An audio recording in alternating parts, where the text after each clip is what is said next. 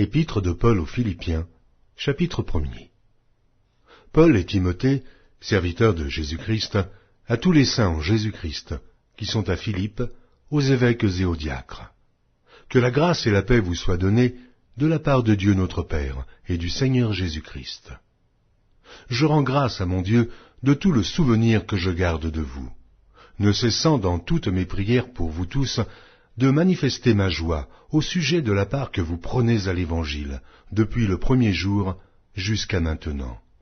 Je suis persuadé que celui qui a commencé en vous cette bonne œuvre la rendra parfaite pour le jour de Jésus-Christ.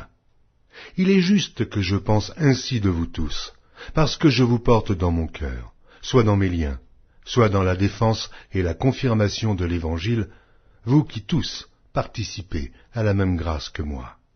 Car Dieu m'est témoin que je vous chéris tous avec la tendresse de Jésus-Christ.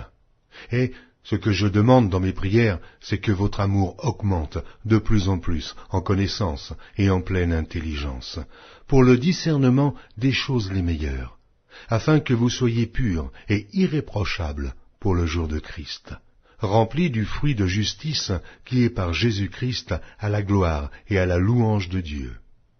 Je veux que vous sachiez, frères, que ce qui m'est arrivé a plutôt contribué au progrès de l'Évangile. En effet, dans tout le prétoire et partout ailleurs, nul n'ignore que c'est pour Christ que je suis dans les liens. Et la plupart des frères dans le Seigneur, encouragés par mes liens, ont plus d'assurance pour annoncer sans crainte la parole. Quelques-uns, il est vrai, prêchent Christ par envie et par esprit de dispute, mais d'autres le prêchent avec des dispositions bienveillantes. Ceux-ci agissent par amour, sachant que je suis établi pour la défense de l'Évangile, tandis que ceux-là, animés d'un esprit de dispute, annoncent Christ par des motifs qui ne sont pas purs, et avec la pensée de me susciter quelques tribulations dans mes liens. Qu'importe, de toute manière, que ce soit pour l'apparence, que ce soit sincèrement, Christ n'est pas moins annoncé. Je m'en réjouis, et je m'en réjouirai encore.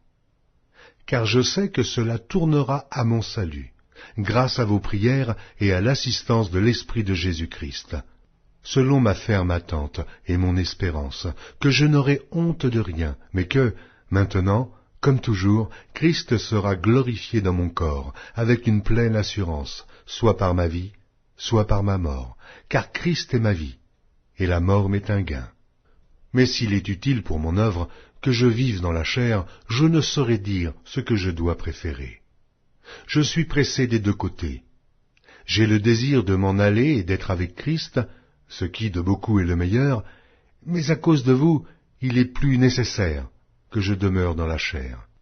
Et je suis persuadé, je sais, que je demeurerai et que je resterai avec vous tous, pour votre avancement et pour votre joie dans la foi, afin que, par mon retour auprès de vous, vous ayez en moi un abondant sujet de vous glorifier en Jésus-Christ. Seulement, conduisez-vous d'une manière digne de l'Évangile de Christ, afin que, soit que je vienne vous voir, soit que je reste absent, j'entende dire de vous que vous demeurez ferme dans un même esprit, combattant d'une même âme par la foi de l'Évangile, sans vous laisser aucunement effrayer par les adversaires, ce qui est pour eux une preuve de perdition, mais pour vous, de salut. Et cela de la part de Dieu, car il vous a été fait la grâce, par rapport à Christ, non seulement de croire en lui, mais encore de souffrir pour lui, en soutenant le même combat que vous m'avez vu soutenir, et que vous apprenez maintenant que je soutiens.